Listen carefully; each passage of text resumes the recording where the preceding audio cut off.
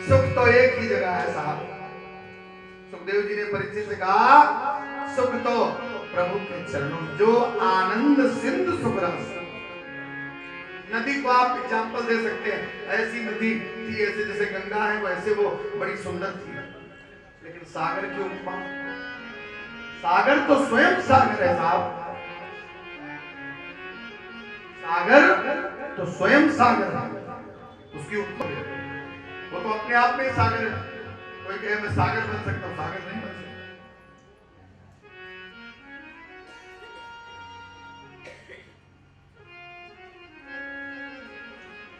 तो महाराज सागर कोई नहीं बन सकता। हमारे घर में बिजली है, इसका मतलब ये नहीं कि हमारा घर ही बिजली घर है। बिजली कहीं और से आ रही है, उनकी कृपा हमारे ऊपर है, ये बहुत है। कृपा कहां से आ रही है ये तो वो जाने, या तो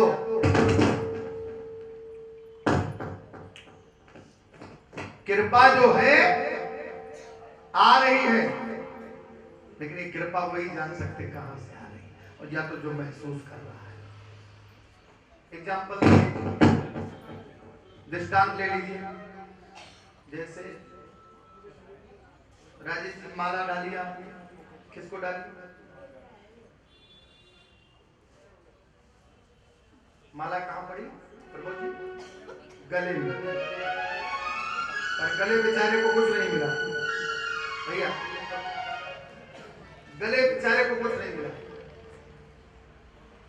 माला पड़ी गले में, शोभा गले की हुई, तो आंखों ने देखा, आंखों ने देखा ये है माला बड़ी सुंदर है।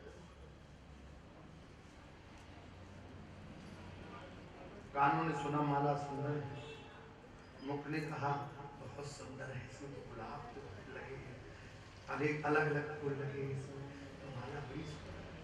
चर्चा हो रही है। आंख ने देखा, मुख ने कहा, कानों ने सुना, माला किसने पहनी? गले में। न गले को कुछ मिला, न आंख को कुछ मिला, न कान को कुछ मिला, न जिसने प्रशंसा की कुछ को मिला। खुशबू सारी नाक ले रहा है गुरुदेव से। तो जिसको मिल रहा है वो महसूस कर सकता है, या जिसने दिया है वो महसूस कर सकता है। तो वो कौन है? बोले जो आनंद सिंधु सुख राशि, सिंधु माने सागर, ये आनंद सिंधु सागर है, परमात्मा सागर है। कौन है? सीकर ते त्रिलोक सुपासी, सो सुख धाम। अगर राम जी कौन है? बोले सुख के घर है।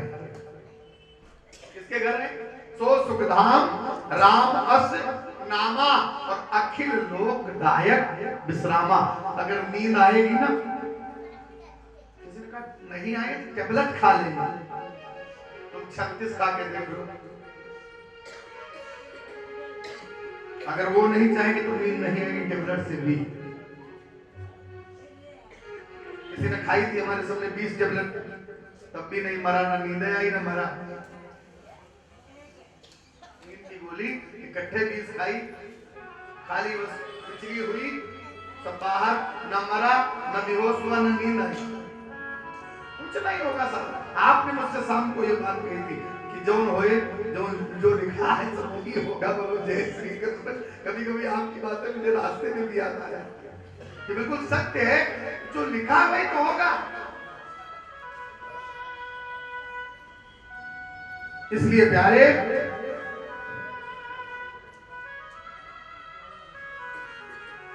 10 ऋषियों को उत्पन्न किया। कैसे किया? अपने मनु महाराज द्वारा ब्रह्मा ने अपने 10 मानस पुत्रों को जन्म दिया, और इसके बाद महाराज हिरणाक्ष जो पृथ्वी को ले गया है, ब्रह्मा जी ने फिर भगवान का ध्यान किया, प्रभु सृष्टि कैसे करें। सरकार 4 बच्चे उत्पन्न किए, उन्होंने भी सृष्टि से मना कर दिया। रुद्र को उत्पन्न किया, उसने भेद भूत प्रेत की सृष्टि उत्पन्न कर दी। अब तो सरकार जल ही जल है, कैसे करूं, पृथ्वी को तो हिरणाक्ष ले गया। भगवान ने कहा चिंता मत करो, चिंता तुम ना करो, जो कहा वो करो, बस चिंता हम करते हैं, हमें चिंता नहीं उनकी, उन्हें चिंता हमारी है। और हमारे नाव के रक्षक सुदर्शन चक्रधारी। बोलो जय श्री कृष्ण, प्रेम से बोलो जय जय श्री राम। तब ब्रह्मा जी ने ध्यान लगाया, और ध्यान लगाया जैसे आंख बंद किया, बड़े जोर से अच्छी बड़ी जोर से छींक आई, और नाक से एक छोटा सा बच्चा निकला। किसका? सुअर का। किसका बच्चा? सुअर का। और देखते देखते पर्वताकार हो गया, विराट रूप लेकर। बोलो भगवान की जय हो। और भगवान गए, हिरणाक्ष को ललकारा, और महाराज हिरणाक्ष का वध करके भगवान पृथ्वी को ला करके रखते हैं। सुखदेव जी ने प्रश्न कर दिया, सरकार ये सृष्टि कर्म में हिरणाक्ष कहां से आ गए? हिरणाक्ष कौन है? सरकार जब सृष्टि नहीं थी तब हिरणाक्ष कैसे आया? प्रश्न किया तो बोले कल्प कल्पांतर का भेद है। एक बार महाराज कश्यप संध्या वंदन करने जा रहे हैं। शाम के समय 4 काम नहीं करने चाहिए, बल्कि 5 हैं, लेकिन 4 प्रमुख। संध्या वंदन के समय सोना नहीं चाहिए,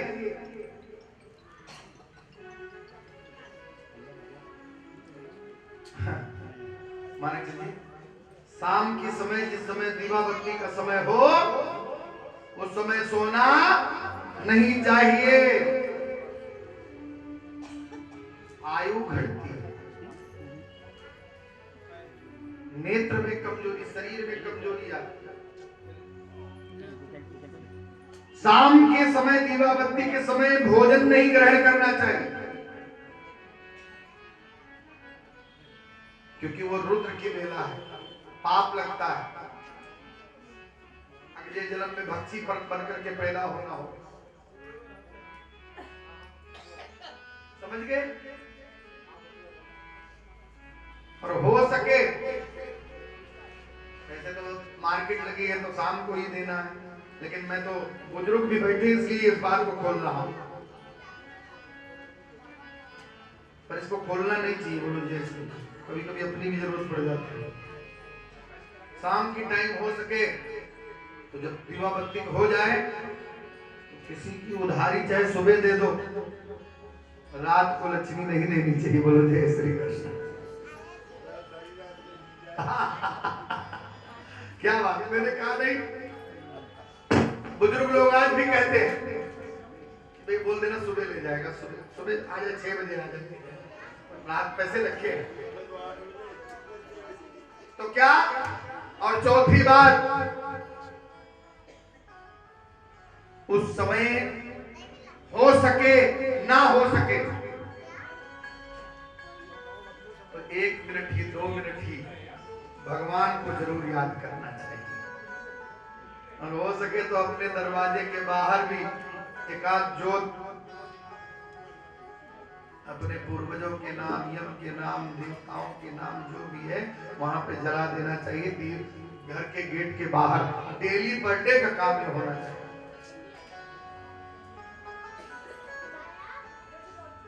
घर में पैसा ना रुकता हो, लक्ष्मी ना रुकती हो, आती हो चली जाती हो, तो 5 गाय के दीपक बना लो, 5 तिल का तेल ले आओ,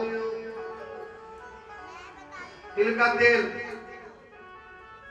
जोत बना करके जब सब घर वाले आ जाएं तो शनिवार के दिन वो तिल के तेल से जला करके उसमें थोड़ा सा गुड़ डाल लो कि एक जगह रखना साफ सुथरा कि उसमें बच्चा ना हाथ मारे कि गुड़ आधा बच्चा खा गया आधा रखा है तो जूठन हो जाए। दीवा उसी के लिए तिल अलग नहीं जलाना, उसके लिए इतने तिल 5 के लिए काफी है। एक शनिवार छोड़ करके जलाइए, देखिए घर के अंदर कितनी शांति और लक्ष्मी का कैसे वास होता है। बस केवल ये लेकिन दीवा गाय के गोबर का होना चाहिए। दवाई अगर बुखार की दी जाएगी तभी फायदा करेगी बुखार में। खांसी की दवाई दी जाएगी बुखार में तो खांसी की दवाई नहीं फायदा करेगी। जैसे जो रोग हो उसकी वही औषधि है, जैसा रोग वैसी औषधि। तब महाराज संध्या वंदन का समय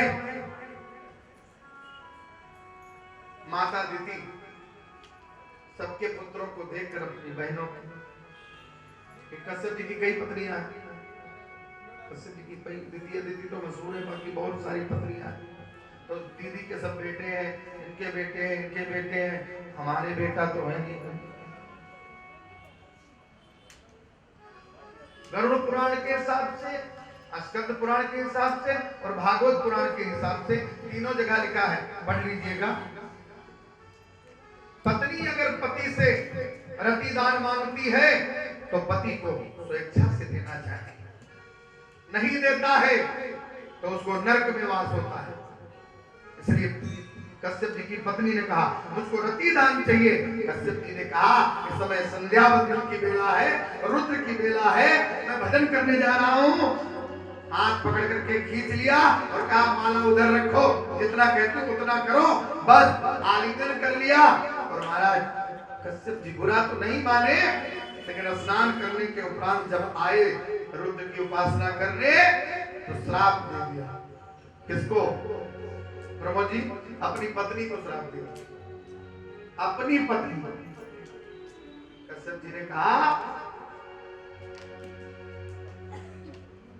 पति और पत्नी का प्रेम अखंड है, अनंत है, पर उसके लिए निशा बनाई गई।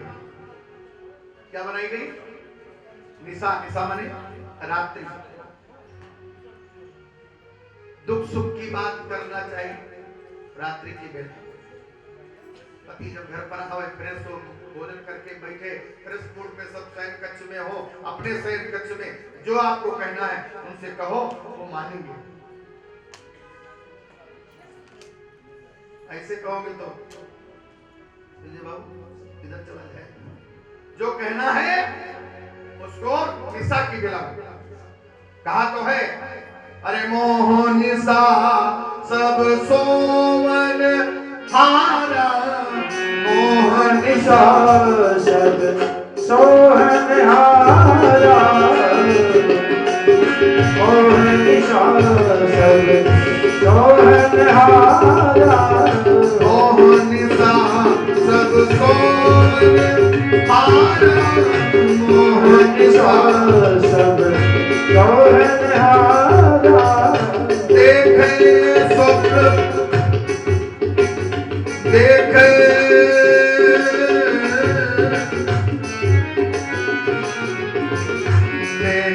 स्वप्न अनेक प्रकार, देखे स्वप्न अनेक प्रकार।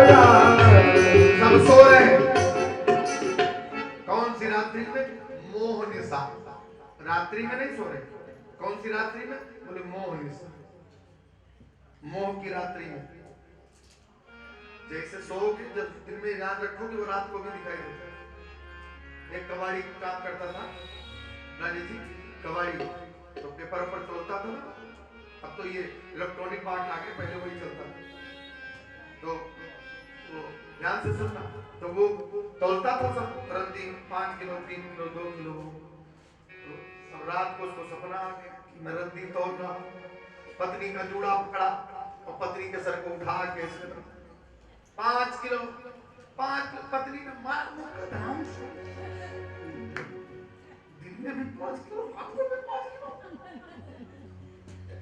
अरे 5 किलो वहां छोड़ के आए, 5 किलो यहाँ गृहस्थ जीवन में भी 5 किलो। अरे बोले मुझे याद आया कि मैं रत्ती तोल रहा हूँ प्रभु जैसे, चूड़ा पकड़ करके रत्ती तोल रहा हूँ। क्यों? जो आपके अंदर भाव भरा है वही तो भगवान को अर्पित करोगे। कर से कर्म करो विदनाना, जो मर्जी काम करो, लेकिन मन राखो जहां कृपा निधाना। मन को वही रखो, मन विचलित ना हो जाए। जाओ, तुमने संध्या वक्त, तुमने रुद्र का अपराध किया, रुद्र की बेला में अपराध किया, तुमने रुद्र का अपराध किया। शाम की संध्या शंकर भगवान की संध्या होती है, इसलिए तुमने शंकर जी का अपमान किया है। मैं तुम्हें श्राप देता हूं, बेटे तो अवश्य होंगे, लेकिन राक्षस दैत्य होंगे तुम्हारे पुत्र। पुत्र तो तुम्हें 2 होंगे, लेकिन दोनों दैत्य होंगे। जब श्राप मिला तो चरणों में गिर पड़ी, क्षमा मांगने लगी, तो गोस्वामी जी ने एक मंत्र लिखा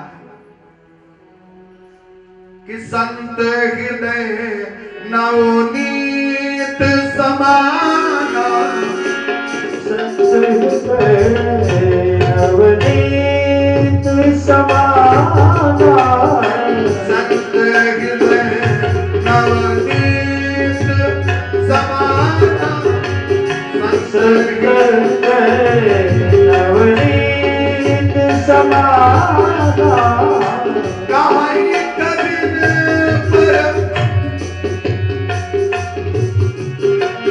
कहाई कबिन पर, कहाई न जाना, कहाई कबिन जनई न जाना, कहाई कबिन पर, कहाई न जाना, कभी न पर कहीं न जाना, संत हृदय नवनीत समाना, संत हृदय नवनीत समाना, संत हृदय नवनीत समाना, संत हृदय नवनीत समाना। संत का हृदय पिघल गया, कोई बात नहीं, तेरी गलती पर पर्दा दो। जा, श्राप दिया है ना, वरदान भी देता हूं। तू मेरी पत्नी है, तेरा ये अधिकार है, लेकिन तूने समय को नहीं देखा। समय के साथ जो नहीं चलता, समय उसके साथ नहीं चलता। तूने समय का सदुपयोग नहीं दुरुपयोग किया है, इसलिए तेरे बेटे दैत्य होंगे। लेकिन फिर भी तू हमारी भार्या है, और जो गलती को मान जाए उससे बड़ा व्यक्ति कोई हो नहीं सकता। जो गलती करके पछताए उसे इंसान कहते हैं, इसलिए तुझे पश्चाताप है। मैं तुझे 2 वरदान देता हूं। एक तो तेरे पुत्रों को मारने के लिए भगवान को दोनों को मारने के लिए 2 अवतार लेने पड़ेंगे, और तेरा जो पोता होगा ना, वो दुनिया में भक्त शिरोमणि कहलाएगा। भक्त तो सभी है, लेकिन गोस्वामी जी प्रहलाद जी को कह रहे हैं कि नाम जपत प्रभु दीन प्रसादो, नाम जपत प्रभु दीन प्रसादो, भक्त शिरोमणि प्रहलादो, भक्त शिरोमणि प्रहलादो, नाम जपत प्रभु दीन प्रसादो, नाम जपत प्रभु दीन प्रसादो। भगवान ने प्रहलाद को शिरोमणि बनाया।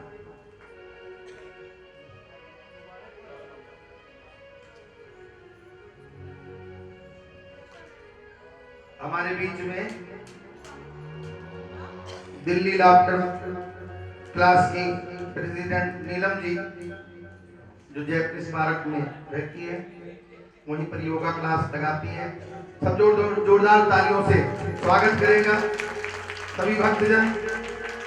और ऑल इंडिया में ही नीलम जी बहुत सुंदर ढंग से योगा क्लास और अर्चना जी उनके साथ में, सब लोग जितने भी इनके कम से कम नहीं तो 250-300 लोग जुड़े हुए हैं और ऑल इंडिया में क्लासेस लगती हैं। जैकनिस पार्क से आई हैं, जो मैंने कल बोला नहीं था, कौन सी क्लास? लाफ्टर क्लास, यानी बोलो जय श्री कृष्ण। जय श्री कृष्ण। ये क्लास एक महाराज जी भी लगवाते, कथावाचक असंग देव जी महाराज। वो हंसना सिखाते हैं, लोग हंसना भूल गए। व्यासपीठ सा सम्मान करती, बहुत बहुत स्वागत। सब लोग जोरदार तालियों से स्वागत करेंगे। आप आए, बड़ा अच्छा लगा। कहीं बहुत सुंदर उत्सव हाँ? है हमारे कान्हा जी का जन्मदिन। हाँ, तो हम हंसी खुशी से अगर उनका स्वागत ना करें तो फिर कैसे चलेगा। तो आइए हम हंसी के साथ इसका स्वागत करते हैं। बस सिर्फ 2 पंक्तियां कहूंगी, उसके बाद हम 5 ठहाके लगाएंगे। सब मिल के हाथ ऊपर करके ठहाके लगाइएगा, खूब खुशी से आज उत्सव मनाइएगा। पहला ये है, देखिए 2 पंक्तियां ये कहूंगी। दिल खोल कर मुस्कुराइए, दिल खोल कर हंसिए, दिल खोल कर मुस्कुराइए, दिल खोल कर हंसिए, अपने दिल पर कोई बोझ मत रखिए। यही वो पल है जो आपकी जिंदगी बनाते हैं, बाकी पल तो आप सिर्फ जीने की रस्म निभाते हैं। जीने की रस्म ना निभाते हुए आज हम जिंदगी को जिएंगे, क्योंकि कान्हा जी का जन्म दिवस है। हाथ ऊपर करके सभी ठहाके लगाइएगा। कान्हा जी के जन्म दिवस के लिए जोरदार ठहाका।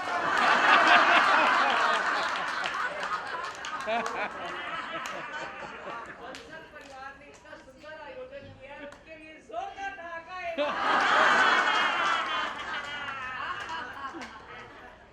तीसरा ठहाका हमारा जो मेन पर्पस है, सभी लोग निरोग रहें, सभी लोग स्वस्थ रहें। तो तीसरा ठहाका स्वच्छ समाज के लिए। चौथा ठहाका स्वस्थ विश्व के लिए। पांचवा ठहाका यहाँ उपस्थित सभी महानुभावों के लिए। बोलो कान्हा जी की ज्ञानी महानुभाव लोग, पंडित जी सब यहाँ बैठे हैं, इतनी सुंदर कथा कर रहे हैं। एक ठहाका इनके लिए जरूर लगाइएगा। हार्दिक आभार, धन्यवाद। ऐसे ही सदा हंसते रहे, मुस्कुराते रहे, स्वस्थ रहे। हंसी अपने आप में एक बहुत बड़ी औषधि है जो फ्री में मिलती है और हमारे अंदर है। आप इसको हमेशा बनाए रखें। धन्यवाद, शुक्रिया। बोलो जय श्री कृष्ण। प्रिय भगवत प्रेमियों, शक्ति मां, शक्ति माताएं, ये रावण भी तो ठहाका लगा के हंसता था। इसीलिए तो जब कैलाश से नंदी ने देखा कि रावण कैलाश पर आ रहा है, तो इतना बड़ा पहाड़ उठा करके नंदी ने डाल दिया और रावण ने उसको रोक लिया। केवल हंसी के माध्यम से इतनी ताकत आ जाती है, हंसने से सारी ऊर्जा जगती है, पूरी इंद्रियां जग जाती है। इसलिए ठहाका लगा के हंसना चाहिए। बोलो जय श्री कृष्ण। है कि नहीं? रावण भी बड़ा गजब का हंसता। महाराज इस प्रकार पृथ्वी को हिरान चुरा करके ले गया। किसी से कोई सामने ना आवे। नारद बाबा मिले एक बार, नारद बाबा मिले एक बार, तो कहा कोई लड़ना भिड़ना जानते हो कि नहीं जानते? ये बीड़े बनाना जानते हो? हिरणाक्ष ने कहा। आचार्य सुखदेव कहते जब नारद जी से कहा, तो नारद जी ने कहा सुन, तुझे ऐसा लड़ने वाला बहुत जल्दी मिलेगा कि तेरी जितनी शक्ति है ना, तो सब पता लग जाएगी किससे लड़ना चाहता है। कहता मैं उस पल का इंतजार करूंगा बाबा। और आज वही हुआ। भगवान 12 रूप में आए और हिरणाक्ष की सारा मान मर्दन करके हिरणाक्ष को मोक्ष कराया। बोलो शुक्र भगवान की जय, बोलो बाला भगवान की जय हो। इस प्रकार महाराज आचार्य सुखदेव कहते हैं, राजन भगवान की अन्न अन्न सृष्टि में भगवान ने हिरणाक्ष को गति प्रदान की। मनु महाराज की मझली बेटी की कथा प्रारंभ की। मंजली मतलब बीच वाली, आकृति प्रसूति देवहूति। तो प्रसूति सबसे छोटी है, आकृति सबसे बड़ी है, देवहूति मंजली है। करदम जी छाया से ब्रह्मा ने करदम को उत्पन्न किया है, वाणी से सरस्वती को। तो करदम जी तपस्या कर रहे हैं कि कोई सुंदर भार्या मिलती, मुझे सुंदर पत्नी मिलती जो सबसे सुंदर होती और मेरा मान रखती, हर वचन को मानती। ऐसी तपस्या के अंदर भावना कर रहे हैं। और जब भगवान का मिलन हुआ, परमात्मा का आशीर्वाद जगा, तो भगवान ने कहा मांगो, क्या मांगते हो? तो बोले सरकार आपके मिलने के बाद अब क्या मांगू, जब आप मिल गए तो सब कुछ मिल गया। बोले नहीं, जो मन के अंदर चल रहा है वो, क्योंकि जो मन के अंदर गति है वो भी भगवान जानते हैं, जो सोच रहे हो वो भी जानते हैं। बोले तुम सोच रहे थे कोई बढ़िया पत्नी मिले, तो मनु महाराज की एक पुत्री है, अभी मनु महाराज आएंगे, उनसे प्रणय कर लेना, विवाह कर लेना। तो करदम जी का विवाह देवहूति के साथ हुआ।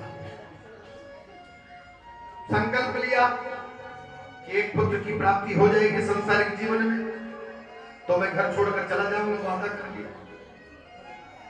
एक विमान बनाया जिसका नाम कामाक्षा विमान था, जो कामनाओं की पूर्ति करने वाला विमान था। ये विमान तो बाद में बने, गरुड़ पुराण पहले बना है, गरुड़ पुराण से विज्ञान बना है। बोलो जय श्री कृष्ण। रोबोट मशीन से चल रहा है, काओ थप्पड़ मार दे, काओ सामान उठा लो, काओ पौधा उठा ले रोबोट। लेकिन रोबोट के कनेक्शन को काट दिया जाए तो रोबोट चल नहीं पाएगा। सब कुछ मिल गया कंप्यूटर के अंदर, दुनिया कंप्यूटराइज हो चुकी है। आजकल पिता जब बच्चे को डांटता है तो कहता है पापा हरिद्वार चले जाओ, शांति कुंज में रहो, आराम से शांति से, हम लोगों की शांति से रहने दो। आजकल लैपटॉप का जमाना है, कंप्यूटर का जमाना, हमें उड़ने दो। तो घर में भी रहना है तो शांति से रहना है, और नहीं घर में शांति से रहना है तो शांति कुंज में रहना है। बोलो जय श्री कृष्ण। इसलिए महाराज विमान बनाया, उसमें बैठे, समय बीतता गया, 9 कन्याओं का जन्म। करदम जी को ध्यान आया, सारी उम्र चली जा रही है, भजन कब करेंगे?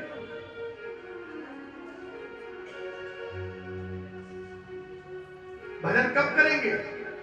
ध्यान आया मन में कि भजन कब करेंगे। करदम जी ध्यान किया और महाराज जाने लगे। तब कहा देवहूति ने कि आपने मुझसे एक संकल्प लिया था, क्योंकि हमारा जो संकल्प होता है ना, कई बार सुना होगा आपने कि अरे वो रिश्तेदार ही हमारे बेचारे, जानते हो आप उनको, जैसे कहते हैं ना कई बार, भैया मैं वहां से आया हूँ, अरे वो हमारे वहां रिश्तेदार है, उनको जानते हो, अभी उनकी पत्नी का देहांत हो गया था और 4 महीने बेचारे वो भी चले गए। क्यों? तो पत्नी थे, उससे टूट गए थे। तो साहब क्यों इतना पत्नी से जुड़ो कि टूट जाओ? श्वास टूटने से पहले, जैसे कबड्डी है, कबड्डी खेल खेले ना, कबड्डी जो होती है उसमें एक रेखा खींची जाती है, श्वास चलते चलते, जैसे कबड्डी आप पढ़ा रहे हो, जय गोविंद जय गोविंद जय गोविंद जय गोविंद, वो छू करके श्वास चलते आ जाओ तो कबड्डी जीत गए। और उसमें पकड़ लिया बच्चों ने और श्वास टूट गई, कबड्डी हार गई। ऐसे जब कबड्डी खेलो संसार की, लेकिन वो जो रेखा है भगवान वाली, जो आप वादा करके आए हैं गर्भ के अंदर, उस रेखा को छुओ, लेकिन श्वास के चलते चलते कबड्डी जीत जाओ। संसार में पकड़े मत जाओ, नाक पास में पकड़े मत जाओ, इज्जत पास में पकड़े मत जाओ, लोग कबड्डी के बीच में तुम्हें पकड़ ना पाए। उस श्वास को चलते चलते कबड्डी जीत जाओ, तभी तो पकड़ ना पाए कबड्डी जीत। श्वास चलते चलते भगवत प्राप्ति हो जाए, इसी का नाम भक्ति है, इसी का नाम भक्ति है। महाराज इस प्रकार फिर रुक गए और 10वें रूप में देवहूति ने भगवान का संकल्प सार्थक किया। भगवान परमपिता परमात्मा करदम जी के यहाँ पर कपिल भगवान का प्राकट्य हुआ। 10वें प्राकट्य हुआ। भगवान गर्भ से जन्म नहीं लेते, लिखा तो है जा दिन ते हर गर्भ आए, लेकिन आगे लिखा है प्रकट कृपा। तो भगवान प्रकट गोपाला, प्रकट कृपा, भगवान प्रकट होते हैं। तो भगवान प्रकट हुए तो सब देवताओं ने फूल बरसाना शुरू कर दिया, और ब्रह्मा जी भी अपने नारद जी तो इधर उधर घूमते रहते थे, 9 पुत्रों को लेकर के आ गए। अब कपिल जी ने देखा कि दर्शन भी करने आए, लगे हाथ एक काम भी धर्म भी करते जाए। तो ब्रह्मा जी को नमन किया, बुजुर्ग हैं, लेकिन ब्रह्मा जी ने प्रभु को प्रणाम किया। तो प्रभु ने एक बात रख दी कि ये हमारी 9 बहनें हैं और आपके 9 बेटा है। नारद जी भ्रमण करने के 10 बेटा, बोले 9 को विवाह इन्हीं के साथ करा दी, 9 हमारी बहनें और आपके साथ 9 बच्चे, 9 बेटियों का विवाह ब्रह्मा जी के मानस पुत्रों से हो गया। अब तो बड़े प्रेम से महाराज करदम चले गए और यहाँ पर माता देवहूति ने प्रश्न कर दिया।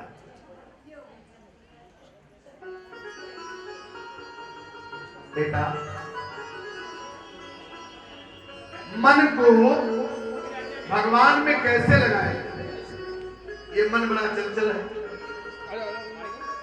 किस प्रकार मन को एकाग्र करके प्रभु में लगाया जाए? जैसे पूछा तो महाराज भगवान कहते हैं मन जो होता है मां, वो चंचल होता है। भगवान के लिए माधव जिसके हृदय में विद्यमान हो, जानते हो आप कि ये सब ये गुरु जी हमारे लायक हैं, बस उनको पकड़ लो, पल्लू पकड़ लो, नौका पार। जिसके मन में जान लो कि इनके मन में माधव हैं, उसका संग पकड़ लो। लिखा है कि गंगा नहा करके कोई आया हो और उसको स्पर्श कर लिया जाए तो गंगा स्नान के समान फल मिलता है, ऐसा लिखा है। तो बोले जिसके अंदर माधव विराजमान है उसी को पकड़ लो, बेड़ा पार लग जाए। ऐसे संतों को तब पूछा, ऐसे संत कहाँ मिलेंगे? ऐसे संत कहाँ मिलेंगे? उनकी परीक्षा कैसे होगी? तो फिर कहा मां, जैसे विद्युत है, विद्युत यानी बिजली या अग्नि मान लो,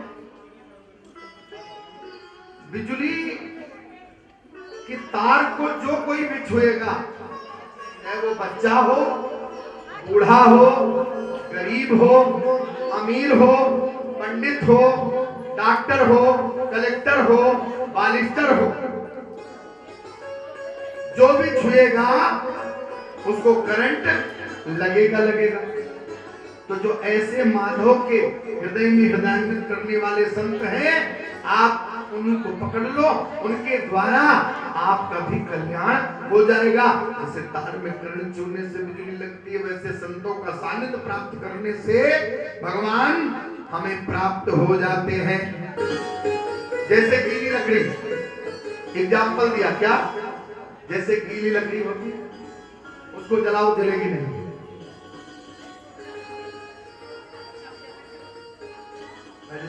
गीली लकड़ी जलाओगे जलेगी नहीं, लेकिन सूखी के साथ गीली जलाओगे तो वो भी जल जाएगी।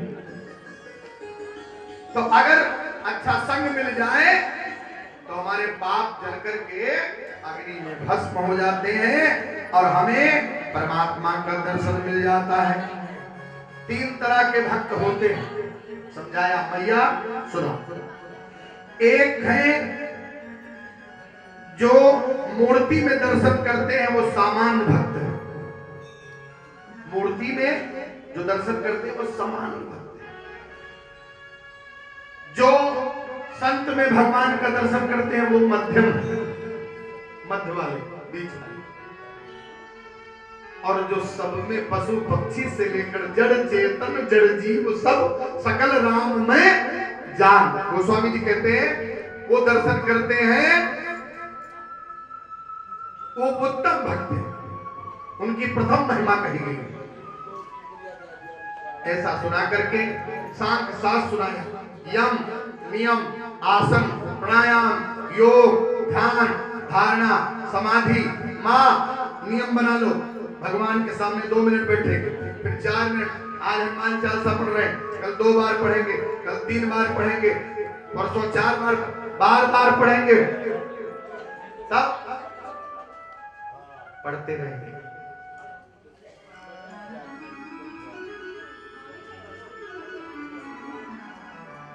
जय श्री कृष्ण। जय श्री, इधर आ जाइए खाली।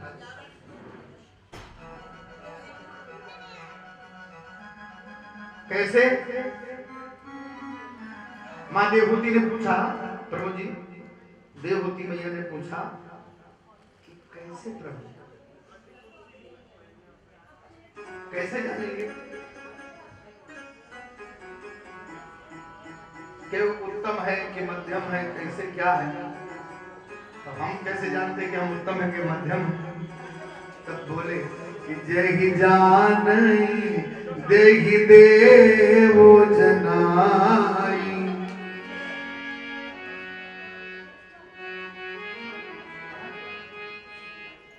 अरे जय ही जान जय ही देवो जनाई, जय ही जान जय ही देवो जनाई।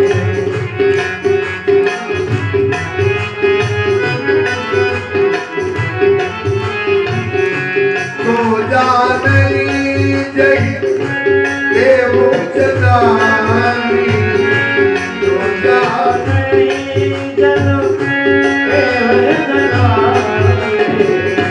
जानत तुम्हें हुई जाई, जानत तुम्हें हुई जाई।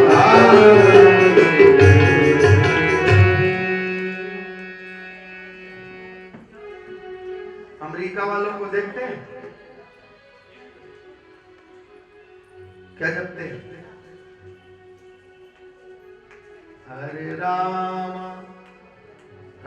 राम कृष्णा कृष्णा हरे हरे हरे राम। कितना प्यारा लगता है, क्यों? तोतली भाषा बच्चे की भगवान को प्यारी लगती है। लिखा जो बालक जो बोले तोतर बाता, ओई मुदित मन पित और माता। अगर बेटा तुतलापन में बोलता है ना तो माँ बाप बड़े प्रसन्न होते हैं। ऐसे भगवान जब हमारी तोतली भाषा को सुनते हैं तो बड़े प्रसन्न होते हैं। इसके बाद नियम बना लो, कैसे बैठेंगे, कितनी देर बैठेंगे। आसन लगा लो, आसन सिद्ध करो। जिस आसन पे बैठो, प्रभु जी जिस आसन पे आप बैठते हैं उस पर दूसरे को ना बैठने, वो सिद्ध हो जाएगी। फिर आप जो कहोगे वहां पंडित मुंशी की कोई बात नहीं, वहां तो जो, क्योंकि रामायण में गोस्वामी जी ने कहा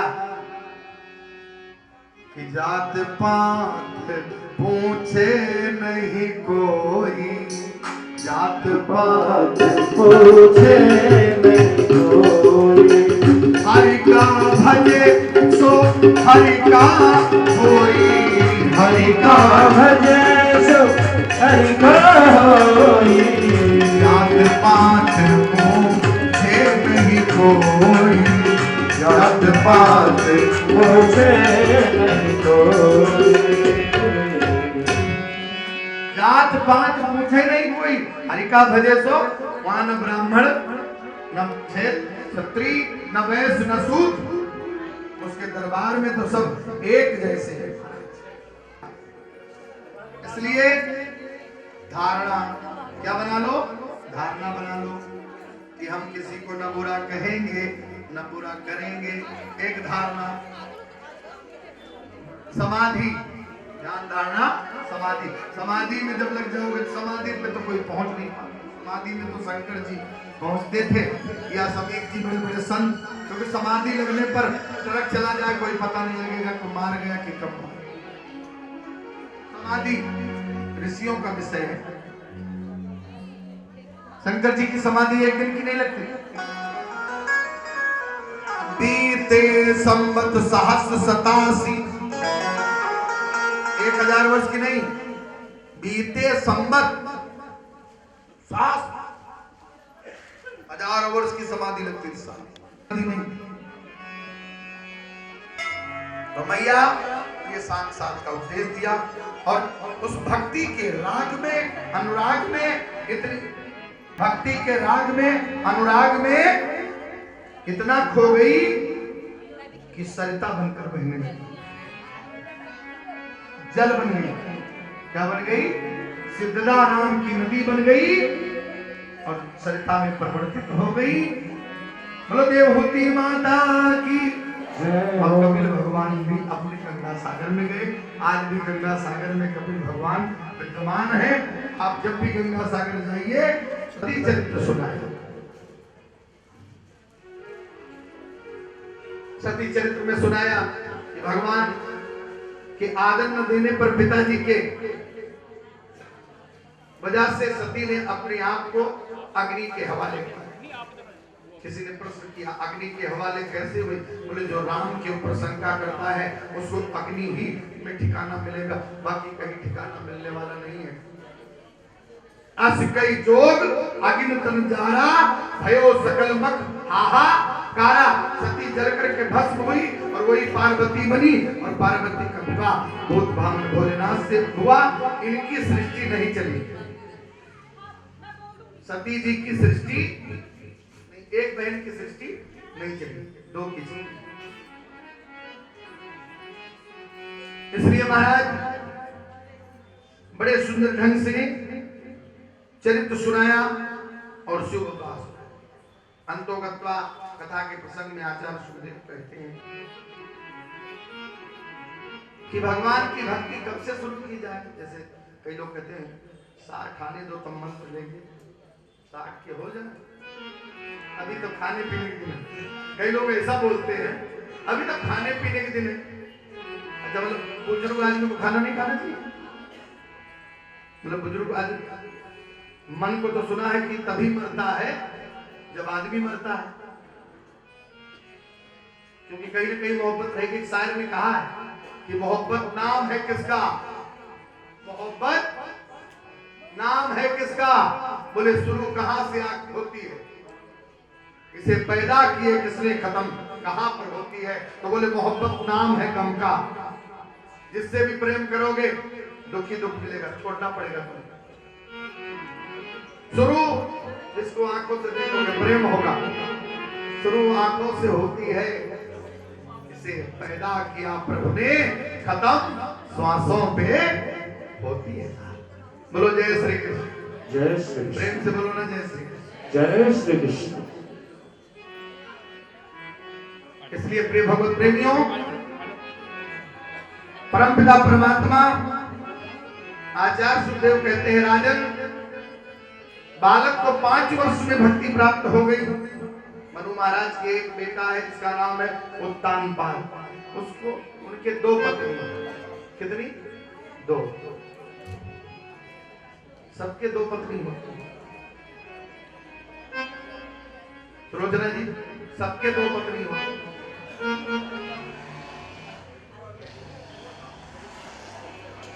राजेश भैया, सबके 2 पत्नी होती है। कहोगे कि एक ही तो है मेरे। 2 पत्नी होती है संसार में सबके।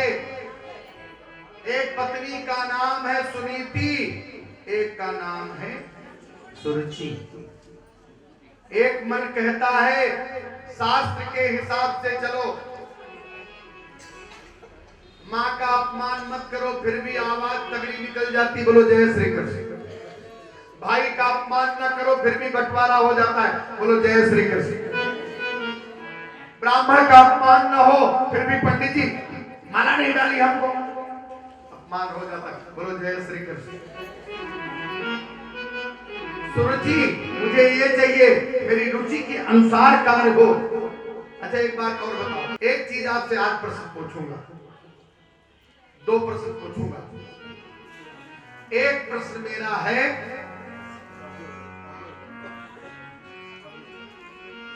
कि गुस्सा किसको नहीं आता, क्रोध किसको नहीं आता। हाथ उठाओ जो कोई कहता हो कि मुझे क्रोध नहीं आता। देख लो एक भी नहीं थी।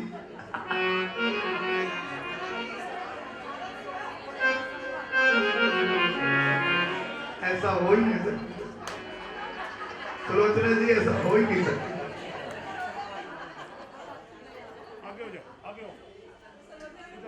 सती सुलोचना को भी गुस्सा आया था इस समय प्रभु राम के पास सर मांगने गए, क्योंकि राम ने इतनी शर्तें रख दी ना, उसको पूरा करना सबकी बस की बात नहीं। क्रोध किसको नहीं आता ये मैंने पूछा। क्रोध सभी को आता है, लेकिन क्रोध कब आता है बताऊं? सुरुचि, एक पत्नी का नाम है सुरुचि। अपनी इच्छाओं के अनुकूल काम ना हो बस क्रोध आ जाए। बोलो जय श्री कृष्ण। हमने कहा ये हो जाए, आपने कहा नहीं ये होगा, बस चले शुरू।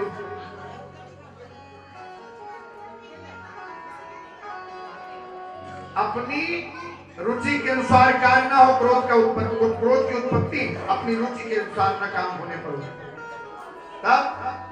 और एक पत्नी का नाम है सुनीति, जिसके यहाँ ध्रुव जैसा बेटा उत्पन्न होता है, जो ज्ञानी होता है, जो 5 वर्ष में भगवान को प्राप्त कर सकता है, लेकिन वो सुनीति है। सुंदर धर्म ये सुनीति, अर्थात सुनीति जो नीति के अनुसार काम करे, शास्त्रोक्त पुराणोक्त वेदोक्त फल प्राप्ति के अनुसार कार्य करे, वैदिक विधि के अनुसार काम करे, उसका बेटा ध्रुव होगा। सुरुचि कहती है कि तुम मुझे प्यार करते हो, किसको प्यार करते हो? सुरुचि कहती है कि तुम मुझे प्रेम करते हो, सुनीति कहती है कि तुम मुझे प्रेम करते हो। ये सुनीति नहीं कहती, क्योंकि सुनीति मैंने नीति पर चलने वाली, और सुरुचि कहती आप मुझे प्रेम करते हैं या इसे प्रेम। 2 पत्नी है ना सबके, तो अंदर वाली पत्नियों से यानी मन की पत्नियों से पूछता है कि ये बताओ, सुरुचि कहती है मुझे प्रेम करते हो तो इनको, तो मन कहता है मैं तो सुरुचि से प्रेम करता हूं, तो बोले इसको घर से बाहर निकालो। अगर तुम मुझसे प्रेम करते हो इसको घर से बाहर निकालो। सुरुचि ने सुनीति को घर से बाहर निकलवा दिया। राजा ने फिर भी दयालुता दिखाई, बाहर गांव के एक समीप में सुंदर सी कुटिया बनवा करके, घर बनवा करके रख दिया। गर्भ में एक सुंदर सा बालक है, छोटी को कुछ भी नहीं है। सुरुचि जब कोई भिखारी आता है तो सुरुचि देवी कहती है, कभी पूछा नहीं कि मेरी दीदी कैसी है, उधर गए थे सुरुचि ने नहीं पूछा कि मेरी दीदी कैसी है, क्या हो रहा था उनके घर में, कैसा है, कैसी है, तबीयत ठीक है कि नहीं। भिखारी से भी नहीं पूछती, नौकर की बातें छोड़ती। लेकिन भिखारी से जब सुनीति प्रमोद सुनीति के पास जब जाते हैं तो जानते क्या कहती है? सुरुचि तो नहीं पूछती, न नौकर से न भिखारी से कि भैया उधर गए थे भीख मांगने, मेरी दीदी कैसी, लेकिन भिखारी से भी सुनीति कहती है बाबा मुझको तो आशीर्वाद देना, मेरे घर में तो एक छोटा सा कुंवर है, मेरी छोटी को भी आशीर्वाद दो, भगवान उसकी झोली भर दे। जैसे इसका नाम है सुनीति, इसका नाम है जो नीति से चलने वाली। उत्तानपाद पति है। उत्तानपाद माने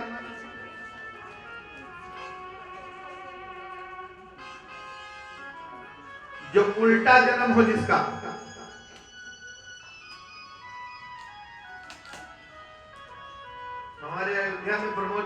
उल्टा जन्म होता है जिसका ना, उससे कमर में दर्द होता तो कहते पैर मार दो। अच्छा ठीक भी होता है, ऐसी ऐसी परंपरा चली है। ये योग तो यही है असली, कि खाली पैर छुआए और ठीक हो जाए। तो उत्तान पाद माने 2 महीने जिसके पैर ऊपर को हो और जन्म सर के बल हो, उत्तान पाद है। उत्तान पाद की दोनों पत्नियां हैं। एक पत्नी बड़ी धार्मिक शास्त्रोक्त पर चलने वाली, आखिरकार उसकी भावना को भगवान समझ गए, उसकी विनती पर छोटी वाली को भी गर्व रह गया। दोनों के यहाँ एक एक बालक ने जन्म लिया, नामकरण हुआ। एक का नाम उत्तम रखा गया, एक का नाम ध्रुव रखा गया। 4 वर्ष के ध्रुव जी हुए। आज बालकों के साथ खेल रहे हैं, बालकों ने भगा दिया दूर से। तेरी जात का नहीं पता, तेरे घर का नहीं पता, तेरे बाप का नहीं पता, तेरे खानदान का नहीं पता, चल यहां से निकल।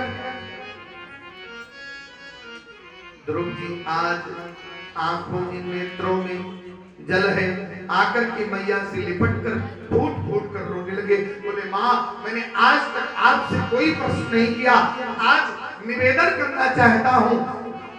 ये बालक कहते हैं कि मेरे पिता का नाम मुझे नहीं मालूम, तो क्या माँ अगर मेरा अधिकार है, अगर मुझे बता सकती हो मेरे पिता का नाम? तो लोग कहते हैं कि मेरे पिता का नाम ये है, मेरे पिता का नाम ये है, मुझे भी बता दो, आज से मैं भी कह सकूं कि मैं उन बाप का बेटा हूं। आज स्मृति देवी से रहा नहीं है। क्यों? बालक जो होता है ना, वो वृक्ष का कच्चा वृक्ष है। वृक्ष जब लगाया जाता, माली लगाता है, तो कई बार वृक्ष झुकने लग जाता, तो उसमें एक लकड़ी लगा देता है कि वृक्ष सीधा हो जाए। ऐसे माँ जो बचपन में संस्कार डाल देगी, बालक के ऊपर वही संस्कार पड़ा रहेगा। जैसे हमारी मैया कमला देवी ने डाला है। जोरदार तालियां हमारी श्रीमती कमला देवी के लिए, जो बच्चों में संस्कार भरे हैं कि जो भी आवे ध्यान कथा से हट जाता है, लेकिन अतिथि का सम्मान करना भी बड़ा जरूरी है, आवश्यक है। यही हमने जिसको बुलाया है, लिखा है कि वो आवे, और जगह जिस जगह पे अपना मान ना हो, जगह पे जाना ना चाहिए। तो मान करना हमारा कर्तव्य है, कथा सुनना भी हमारा कर्तव्य। बोलो जैसे प्रेम से बोलो ना। कई लोग ऐसे बैठे जैसे बस स्टैंड पे बैठे, अभी आएंगे 308 पकड़ के चले जाएंगे। प्रेम से बोला करो। अगल बगल व्याधि आती है, अगल बगल हमारे सताने वाले आते हैं, हमें विक्षेप करने वाले कथा में आते हैं, तो जयकार सुन करके जैसे आप बगल वाला बैठा हो और बगल में एकदम डर जाएगा, तो ऐसे जय, खुल गया भय, सब समाप्त हो गया। बोलो बाके बिहारी लाल की जय, जय श्री राम। और महाराज इस प्रकार परमपिता परमात्मा की कथा के प्रसंग में ध्रुव जी तो मैया ने कहा, बेटा उन बालकों से जाकर के कहना कि मेरे पिता के जैसा तो कोई हो ही नहीं सकता। ये साफ पत्नी है सुलोचना जी, ये पत्नी है। घर से भी निकाल दिया तो भी कह रही तेरे पिता के जैसा कोई नहीं है।